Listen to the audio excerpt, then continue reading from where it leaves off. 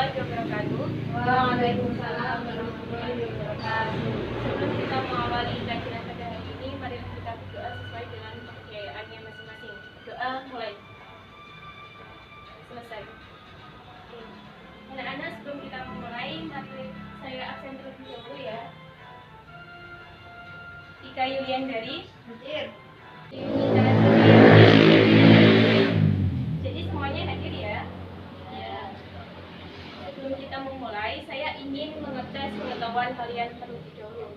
Jadi ini akan saya beri beberapa soal, silakan dikerjakan sesuai dengan kemampuan kalian. Untuk materinya ini, silakan ditulis nama dan nomor absen.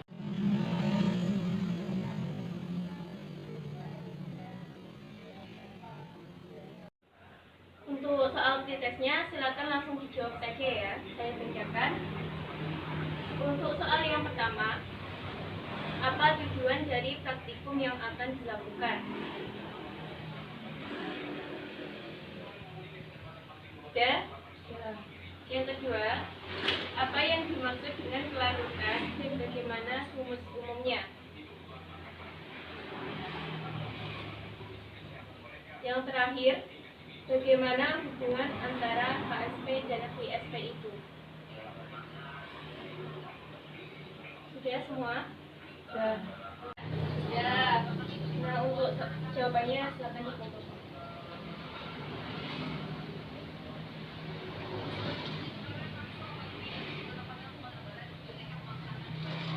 Kali ini kita akan mempelajari apa? Ada yang tahu? Tahu. Hari ini kita akan mempelajari mengenai kelarutan dan hasil kali kelarutan.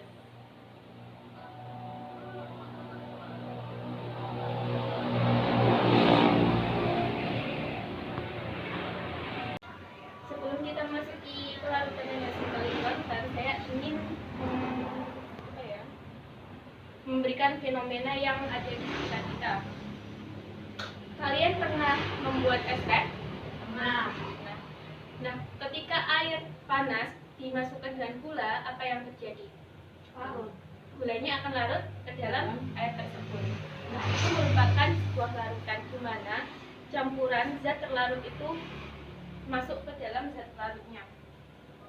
Untuk kali ini, untuk memudahkan pemahaman, maka kita akan melakukan praktikum yang mengenai hasil kali kelarutan yang kita sebut dengan KSP dengan uji pengendapan.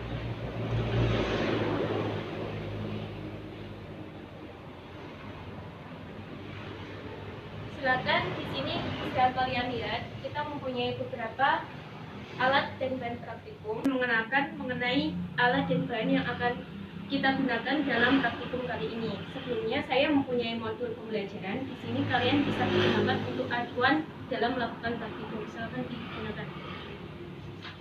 Nah, untuk pengenalannya sendiri, di sini ada beberapa alat dan bahan. Untuk alat bahannya, kita menggunakan ini apa? CuNO32. Ini adalah tembaga Nitrat. Terus di sini ada AgNO3. Ini adalah Perak nitrat. dan yang terakhir yang biasa kita gunakan HCl. yakni garam dapur. Terus untuk pelarutnya kita menggunakan aqueous, yakni pelarut murni. Untuk bahan-bahannya kan sudah alat-alatnya. Di sini ada tabung reaksi, ada gelas kimia, ada gelas ukur, labu ukur, dan pipet tetes serta spatula. Nah, silakan kalian baca dulu tujuan dari praktikum kali ini apa. Silakan dipelajari terlebih dahulu. Ada di halaman pertama, agak awal. Agak awal lagi.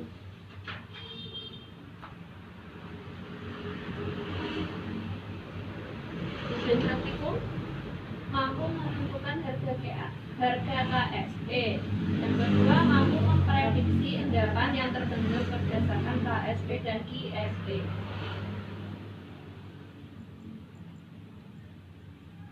Oke, di situ kan ada dua tujuan.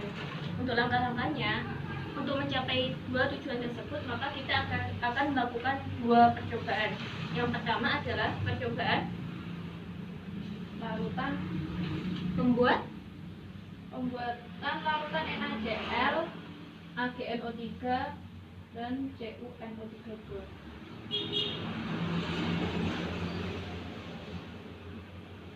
Yang kedua, pengujian KSP dan pengendapan. pengujian KSP dan pengendapan. Nah, untuk percobaan yang pertama, silakan dibacakan langkah kerjanya. Langkah kerjanya bagaimana? Siapkan NaCl, AgNO3, CuNO3 yang akan ditimbang. Nah, untuk langkah pertama, di situ kan kita harus menghitung dulu massa yang akan kita gunakan. Jika diketahui berapa yang ingin dicari, polaritas yang ingin dicari berapa? 0,1 dan polaritas yang dicari yakni 0,1 dan 1. Rumus polaritas sendiri kita bisa gunakan gram per mr kali 1000 per V pelarut. Di sini kita akan menggunakan V pelarutnya sebanyak 100 ml. Jadi silakan nanti aquadesnya ini diukur sebanyak 100 ml. Ya. Terus untuk mencari V-nya sendiri, maka kita menggunakan hitungan matematika. Jadi nanti dibalik, jika di sini diketahui 0,1 yang berapa, di sini mr seumpama NaCl nanti mr NaCl nya berapa pakai rumus dari 1000 per tadi yang dicari 100. Nanti akan ketemu gram yang akan kita gunakan dalam. Di sini kan kita sudah mendapatkan gram yang kita gunakan dalam membuat larutan. Di sini ada NaCl, terus di sini ada AgNO3 dan di sini ada CuNO3+. Silakan kalian ambil aquadesnya, coba kamu. Ini silakan diukur sebanyak 100 ml.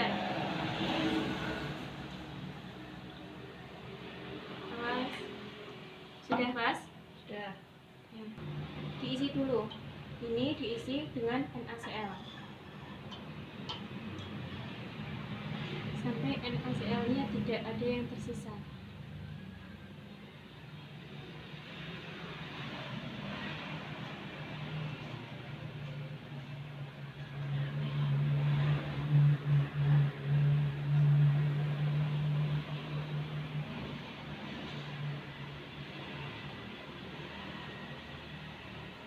Sudah?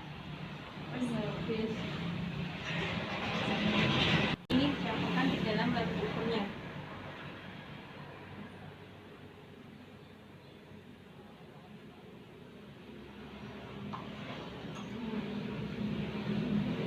Di sini kan belum tercampur. Cara yang mencampurkan kita bisa menggunakan ini dan kocok seperti ini. Sampai mereka benar-benar tercampur. Ini sudah menjadi larutan NaCl. Selanjutnya, kan di situ kita mempunyai dua konsentrasi larutan NaCl, yakni yang 0,1 dan 1 molaritas. Nah, silakan sesuai dengan petunjuk yang 0,1 molaritas dan 0,1 molaritas dimasukkan ke dalam tabung reaksi yang berapa? Beda, coba dijawab.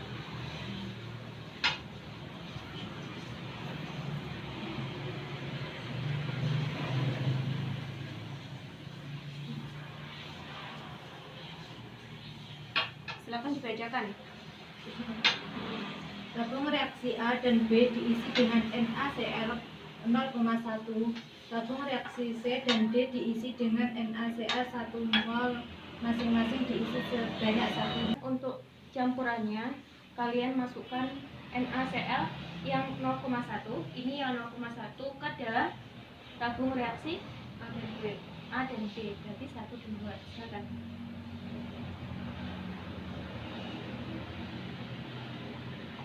sebanyak 2 tetes saja. Sudah.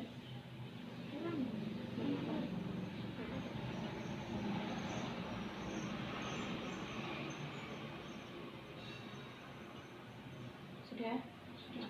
Ini silakan kita memasukkan NaCl1 polaritas ke dalam tabung reaksi 3 dan 4.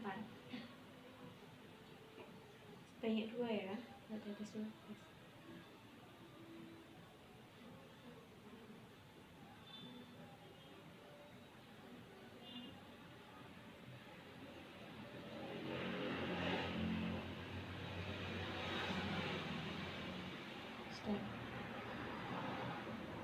Yang kedua, di sini kita mempunyai larutan apa tadi? AgNO3. Nah, silakan AgNO3 yang dimasukkan ke wadah. Silakan dibaca dulu.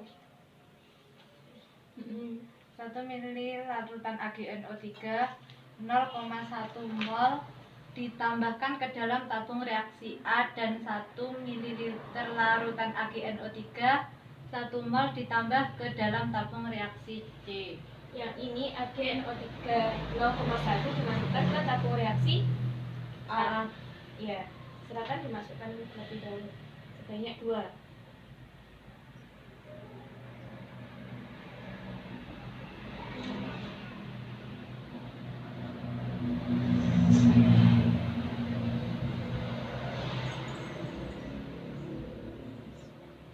Dan yang kedua, di sini ada AgNO3 sebesar 1 molaritas dimasukkan ke tabung reaksi C.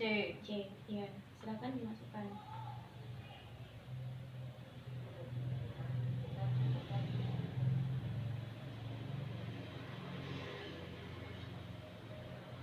Nah, silakan dari tabung reaksi A dan C dilihat, diamati apakah di dalamnya terdapat endapan atau tidak. Silakan. Gimana? Tika? Ada. Ya. Punyanya Tika ada benar? Ada. Oke. Silakan dibacakan untuk langkah selanjutnya. Tika, coba.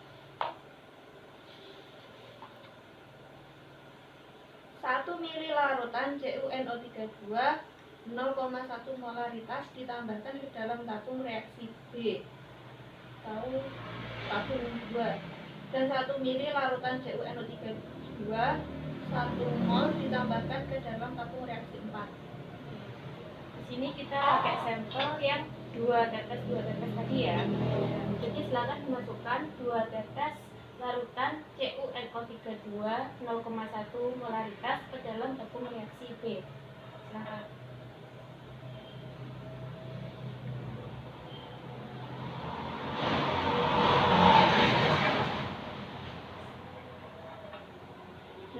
Untuk selanjutnya silakan dimasukkan larutan CuNO32 sebesar 1 molaritas ke dalam tabung reaksi D atau tabung reaksi 4.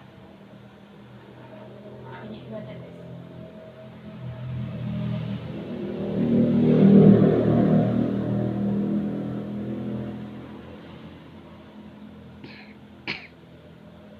Ya. Jadi pada tabung reaksi dapat 2 dan 4 tadi apakah terbentuk endapan dengan molaritas yang berbeda? Ada endapan. Silakan dari keempat tabung reaksi ini diamati dan dicatat hasilnya.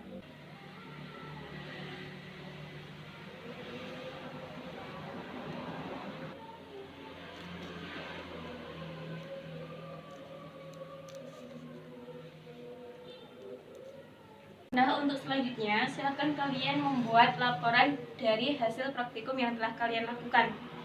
Di sini, saya mempunyai formatnya, di mana untuk sampelnya sendiri, kalian bisa menggunakan laporan praktikum, namanya uji pengendapan, karena kita menguji pengendapan dan tanggal praktikumnya adalah tanggal hari ini. Terus, menggunakan logo lembaga, dan disusun oleh nama kelompoknya tadi siapa saja.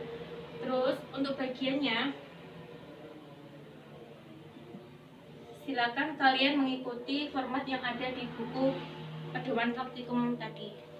Praktikum yang telah kita lakukan, kita bisa menyimpulkan bahwa sebuah teori bisa menghasilkan pendapat itu berhubungan dengan KSP dan ISP.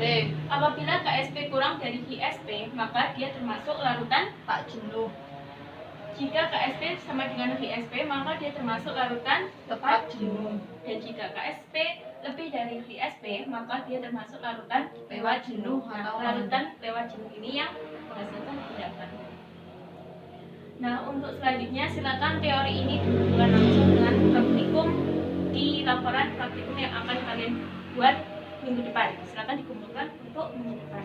Ya, kita sini. Bagaimana murid-murid sudah paham mengenai materi ini? Sudah. Nah, untuk selanjutnya saya ingin melakukan post test. Bagaimana sih pemahaman kalian mengenai materi yang telah kita lakukan, mengenai pembelajaran yang telah kita lakukan? Silakan diisi nama seperti tadi. Kenapa?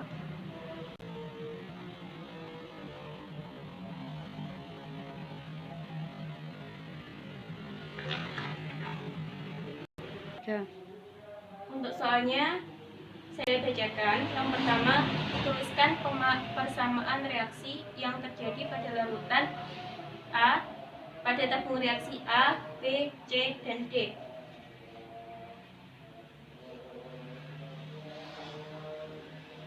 Kedua, hitunglah harga VC pada setiap garam yang terbentuk pada masing-masing tabung reaksi. Jadi nanti silakan dijelaskan mengenai tabung reaksi A. Itu nanti mulai dari awal cari molnya bagaimana, terus persamaannya bagaimana, dan mencari KSP dan VSP-nya seperti apa.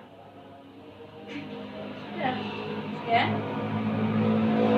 Selanjutnya, bandingkan harga ISP setiap gramnya dengan harga KSP.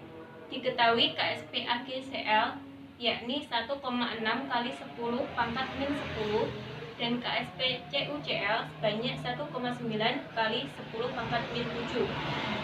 Nah, di sini kan kalian dipermudah dengan KSP-nya sudah diketahui. Saya tuliskan ya, KSP AgCl sebanyak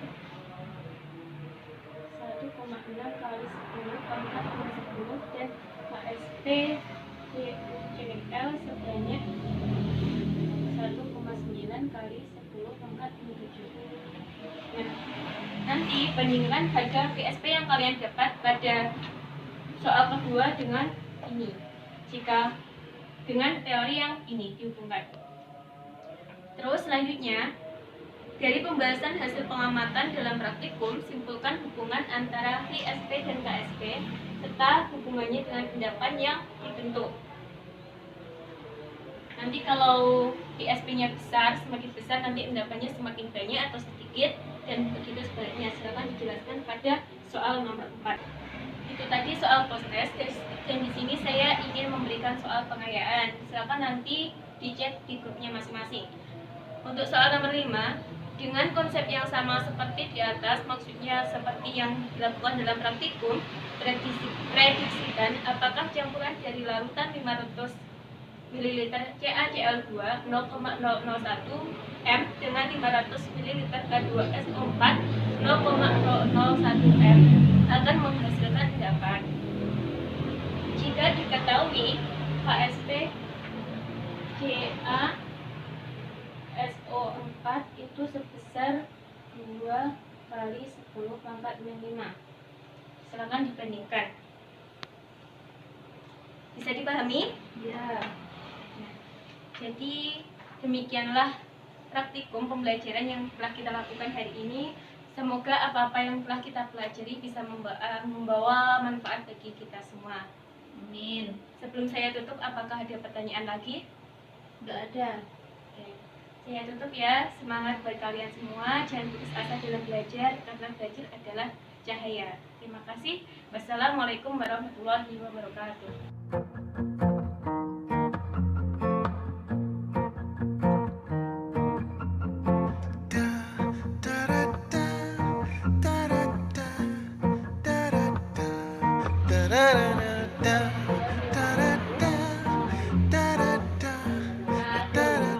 Apa kabarnya?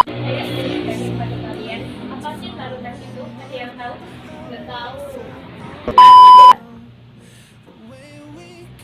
deh, dapat pendapat atau tidak, bandingkan antara keduanya.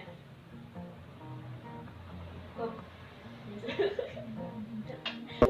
reaksi tersebut, apakah tadi pendapat? Bagaimana, Fitri? Tidak ada.